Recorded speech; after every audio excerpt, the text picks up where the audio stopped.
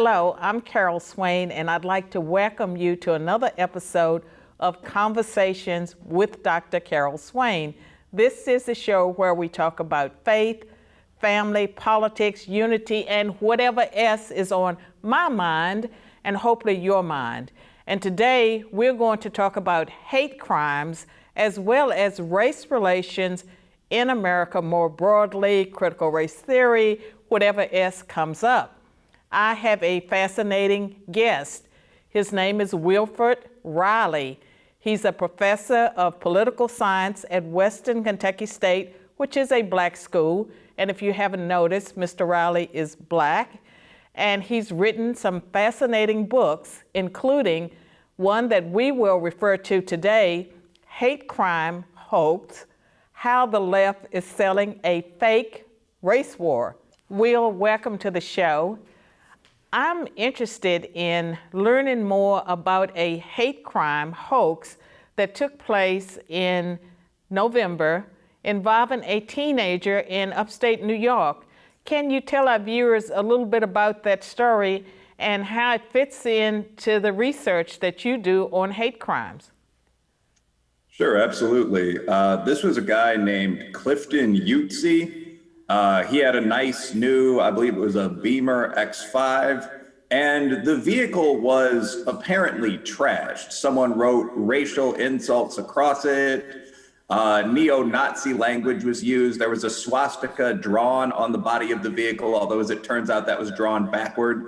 And he contacted the police and claimed that he had apparently been the target of neo-Nazis or skinheads or something of that sort, that he'd been the victim of a hate crime. And what actually turned out to be the case after a lengthy police investigation that involved camera work was that he did this himself. And the real question then becomes why? And that's something I have been talking about a fair amount lately. As you mentioned, I wrote the book Hate Crime Hoax, quite a few of these. Before you get to why he did it, I want to tell the viewers a little bit more about that car. It had KKK written on it. It had Trump's name written on it. I mean, it was a car that was trashed. And so it was a new model car, very expensive model? Yeah, I have some basic notes about this. And yeah, it was a Beamer X5, past couple of years. I mean, it was a very nice vehicle. I believe he co-owned it with his mother, actually. I mean, I see the name Emma Mills on the registration I have here. Nice car. And the thing about it, so this young man I guess he wanted sympathy. You tell us what you think he was after. But here's this young, affluent black kid that's a teen, and he's a victim of systemic racism, I suppose. So what's your take on this, Will, about why do people do stuff like that? And they seem to get caught rather quickly. Well, I think there are a couple different things. First, thinking back to my mom, I mean, you're not going to get a whole lot of sympathy if you destroy a black woman's new BMW after making her think that she's going to be attacked by the Klan. I mean, I wouldn't want to be in this guy's shoes, thinking his friends, teammates, community. But in reality, this is something that happens pretty frequently. As you mentioned, I wrote a book on this topic, and I have a data set of about 1,000 individual instances of this hate crime hoaxing. Really? Yeah, roughly 1,000 incidents concentrated over 600 plus case studies. That's heavily concentrated within the past 5 years. So it's not as though this is necessarily the majority of hate crimes, but it's not some tiny fringe. We see situations like Mr. Jutsie's case pretty frequently. Now, Will, isn't there every reason to believe that the most heinous hate crimes, because some people would argue, well, you don't have all the cases, there are 6,000 or 7,000 that happen every year, but the ones that actually happen that are the worst, don't they always make the media because it makes for good play for the media? Well, what I think you're bluntly saying, Dr. Swain, is I have a whole lot of these very high-profile, publicized incidents, Jussie Smollett, Covington Catholic, Erica Thomas at the grocery store, Duke Lacrosse, that horrible racial plus sexual incident. the young black woman pre-high school in Grand Rapids that claimed she was literally urinated on Air Force Academy. Do those turn out to be fakes? And yeah, I think very bluntly, a lot of the most cinematic, most high-profile incidents of this kind, remember Bubba Wallace literally found a noose in his NASCAR garage? Those turn out to be either non-incidents where nothing happened at all or fakes very, very frequently. And have we reached the point that when it's a law enforcement issue, that the person reporting the crime becomes the first suspect? Because I know that if a husband reports his wife missing or she turns up dead, the husband is the first suspect. Are we there yet with hate crime reports? Well, I hope we're not. I mean, one of the things that, unfortunately, quite possibly, yes. I mean, you're referring to the old cheche la femme, cheche la homme rule. Yeah, if your wife disappears, you are the most likely suspect. We've now gotten to the point where if your husband disappears, you are the most likely suspect. To some extent, with these hate crime cases, perhaps, this, by the way, is why people, right and left, law enforcement and activists, should absolutely oppose hoaxers. What they are doing, if you fake a hate crime or a sexual assault, is calling doubt on all of the people that less cinematic but more painful things really have happened to.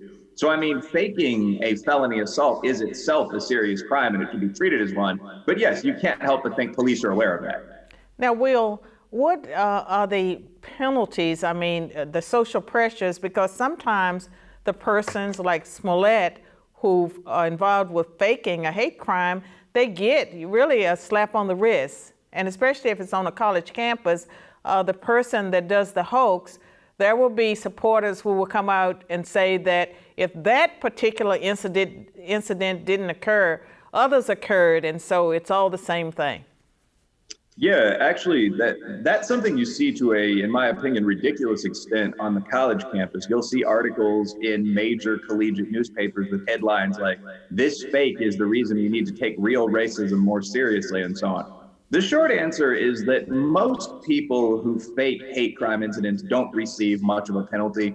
I don't have the data in front of me, but I would assume that if a charge is filed, in fact, I know if a charge is filed at all, that's generally going to be an A misdemeanor, 1 count of filing false report.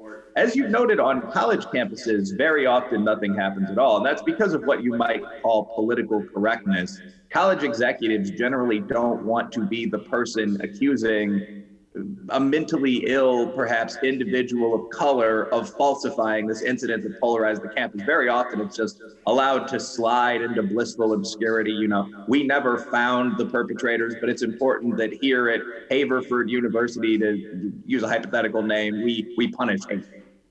We have to go to break soon, but quickly, did you follow what happened at Syracuse in 2019?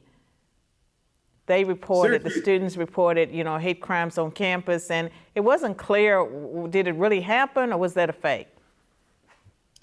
I think that with a lot of these, it's pretty ambiguous. I haven't followed the Syracuse case in extraordinary detail. I will say that there have been a number of college campus incidents, Albany, around the same time frame, perhaps a couple of years before, where young African-American women claimed that they were beaten by white men on a bus.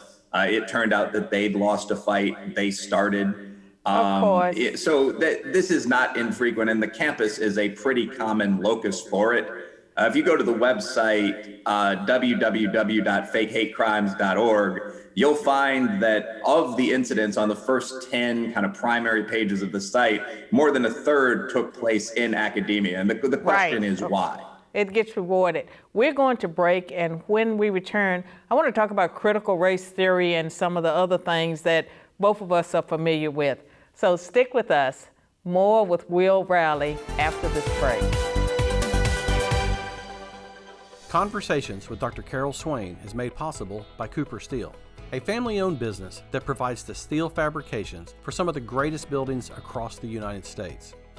60 years ago, Kenneth and Faye Cooper founded their company in Shelbyville, Tennessee. Cooper Steel believes in sponsoring Carol Swain because we believe as she does, you build strong, you stand strong. What started as a vision and now a nationally recognized and operated company that remains true to its founders' Judeo-Christian values and principles. Cooper Steel is committed to excellence, responsibility, and community. Cooper Steel's motto is build strong, stand strong. They treat their employees and customers like family. Thank you to Cooper Steel for standing strong with Conversations with Dr. Carol Swain. Learn more about our generous sponsor at coopersteel.com.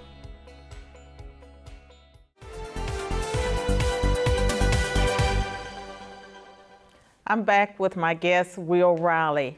Will, I know that you have spoken about Robin DiAngelo's white fragility, that's one of the topics that you have been out and about, speaking out loudly. What's your take on that, and why are so many white people getting down on their knees and begging black folk for forgiveness and also allowing their children to be shamed? Well, I think the OGs, Tom Sowell and Shelby Steele, said this pretty well a while ago. It's guilt. It's not necessarily logical guilt. So what's going on specifically with White Fragility? White Fragility is a book by Robin DiAngelo that's in the critical race theory tradition. And to me, frankly, coming from at least the center right, critical race theory is Marxist class theory, but with whiteness subbed in for the rulers, for the people in charge. That's what that is.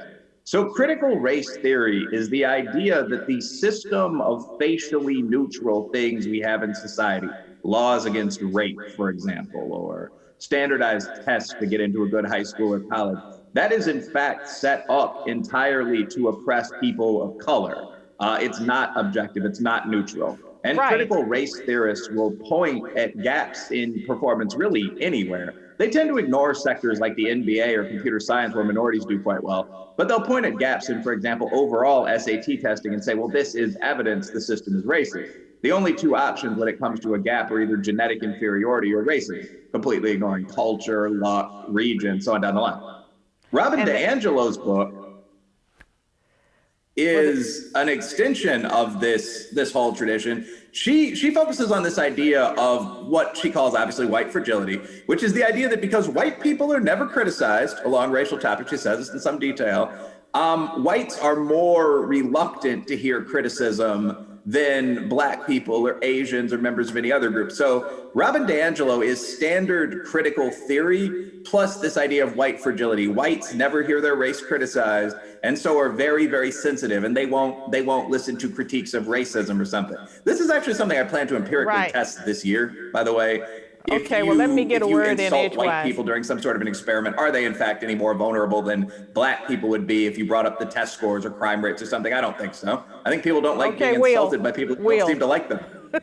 This is not a monologue, so let me get a word in here.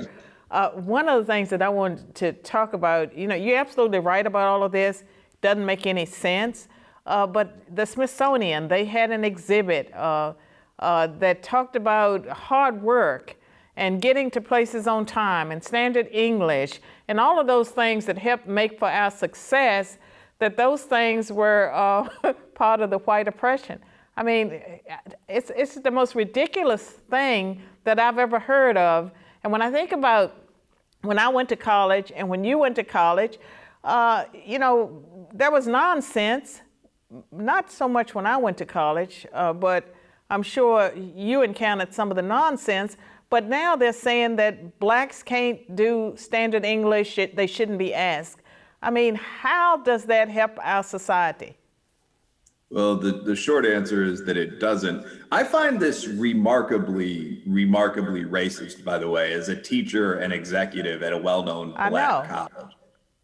I can tell you when we have our leadership meetings at Kentucky State, and this is the same at Howard, Morehouse, our rival center, I mean, people are expected to be there on time with a tie on. So I think any black or Asian or Hispanic businessman in the world would be amazed to hear this standard. But I mean, one sentence, if you decide that all gaps in performance are due to racism, then the things that cause them have to be whiteness, right? Being on time, that's being white. I just think it's one of the most ridiculous things that has happened to our society, and it is racism. And just both of us know that it is racism, that there's reverse racism. I think that we, in our next segment, need to talk about what people can do to address it, because it seems like we've reached a point in history where only Black people can speak about it. You're very bold, being a professor at a Black college, to talk about this, but maybe not. We'll explore this more after our break.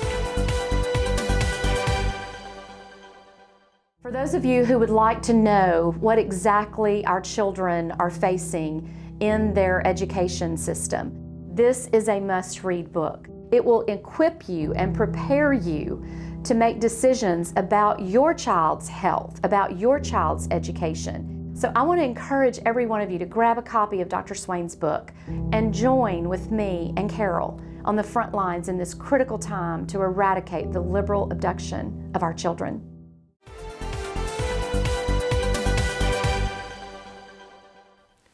I'm back with my guest, Will Reilly, and Will is a professor at a historically Black college and university. I see myself as a truth speaker. I would imagine it takes a lot more courage for you, Will, to speak the truths that you speak on a Black campus. And I also have a question. Are Black students at historically Black colleges like yours, are they as worked up about systemic racism as the ones that we hear from that mostly hail from predominantly white colleges and universities, I believe, but I have no data on that. I just suspect that based on my experiences that the Black students at predominantly white schools are more unhappy. I think there's a lot there. First of all, as a professor at a primarily Black institution, Kentucky State, I haven't faced any sort of incredible backlash when people use terms like bravery. There are a lot of perspectives in Black America. I mean, you and I are both active with 1776 Unites. And at a Black school, at a Kentucky State or Howard, Morehouse Central, I mean, you're going to have a large number of right-leaning Black businessmen and women that, for example, on the Board of Regents that are advising the school. So I think in a Black institution, we understand there are different ways to be Black, quote unquote. And I think that's true for students as well. So you think there's more latitude to be an individual? Because I'm big into individualism. Like I was born, you know, with a particular personality. I've always sought truth. And I find in this society that there's a lot of pressure on all of us who are racial and ethnic minorities to think and act in a particular way. Well, I don't think most of that pressure comes from Black people, however. I mean, so if you actually look at the Black community, if you look at this last election, Donald Trump, who was not a non-contrarian figure, by the way, but I mean, he got almost 20% of the Black male vote, 12+% of the Black vote overall, but 40% of the Latino vote. He may have won Asians if you look at how that other category breaks down. He probably didn't, but over 30%. But I mean, the idea on both the hard left and the hard right sometimes is that demography is destiny. That's not real. I mean, there are a lot of different perspectives on Blackness. The people that seem to most try to push you into either that left wing or quote unquote Uncle Tom box are white quote unquote allies. I agree, and that's always been the case. And I've been in academia. I was in academia for 28 years. The racism that I experienced, it always came from the quote progressives, because they have an idea in mind of how Blacks and other racial minorities are supposed to act and think. And if you step outside the box, they have no use for you. You are devalued. And so I'm very pleased to hear that at your university, at your college, that you do have the freedom to do this research. And I know you've done some fascinating research, not just the Hate Crime Hoax book, but you also wrote an earlier book, I believe, or was it a later book called Taboo? Yeah, Taboo was a bit later, same publisher, Regnery Press, great relationship with them. But Taboo looks at the idea that there are things you can't say in contemporary American life. And I look at— You mean just like, would we just say it? Are we going to say them? Hopefully. I said things like just would we just say it, that you can't say. Oh, yeah. No, I mean, that definitely Black political affiliations touched on in the book. But I mean, I talk about a whole range of things. I mean, you're talking about police shootings, interracial crime, which is first extraordinarily rare, and second, 80% black on white, by the way, if you want to talk about taboos. Race and IQ, I think it's cultural, but you can't ignore that there are some test score gaps. Immigration, both white and black Americans and everyone else deserve the best new countrymen. Just all the stuff you're not supposed to talk about is the focus of that book, because it's critical that we do talk about it. I agree with you that it's critical that we do talk about it. And I applaud you and your efforts. I think you are a great role model for all Americans.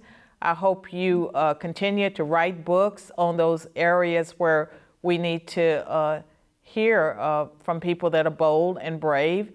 And I'm hoping that through our efforts, through our collective efforts, that we will be able to turn America around. And so I thank you so much for being on Conversations. And I hope to have you back on and to give you more time to talk and give me more time to talk and just have a real conversation, because most of America will never know, what black people think unless they hear black folk like us speak, because the mainstream media doesn't want to hear our voices. Yeah, I'm very willing to come back at any time, Dr. Swain, and you're absolutely right. It's ridiculous to take a community where 50% of the people don't vote, 20, almost 25% of them vote Republican, and say this block over here, even if it's the plurality, is the way to be black. There's no one way to be black other than being born with a nice natural tan. Opinions vary. You're right, and I'm glad to be on the 1776 Unites Commission along with you. And I think that if we continue to work together, work along with great men like Bob Woodson, that we will change America and help move it in the direction it should be in. So thank you, and continue the great work. Yep, thank you. We're going to take a break, and stick around. I'll be right back.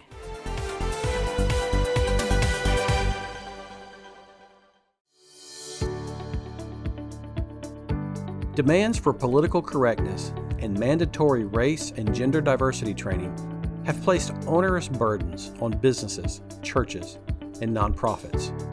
Learn how to improve relations by educating your team with principle-based training that brings people together rather than driving wedges between them. Unity Training Solutions helps your organization build strong teams by respecting and harnessing individual talent. Achieving your goals by providing viable alternatives to the divisive and counterproductive critical race and gender theories is our mission. Our expert facilitators and consultants bring greater harmony to workplaces and educational institutions by respecting everyone's civil rights and equality under the law.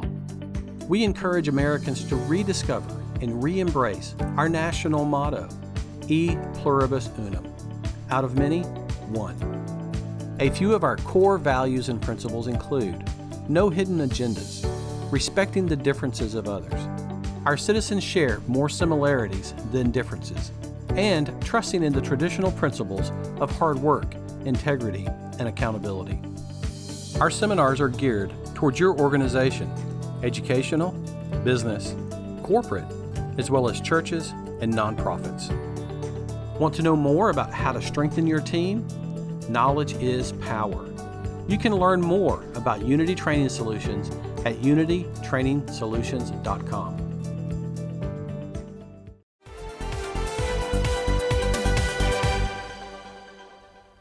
Thank you so much for tuning in to this episode of Conversations. I hope you would join me each week as we interview fascinating guests about family, faith, politics, and unity.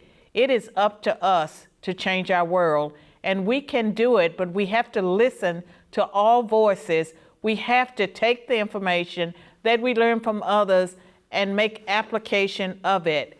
And so each week, we're going to keep pushing, and if we all push and if we pull together, we can change America. So thank you so much. Look forward to seeing you next week.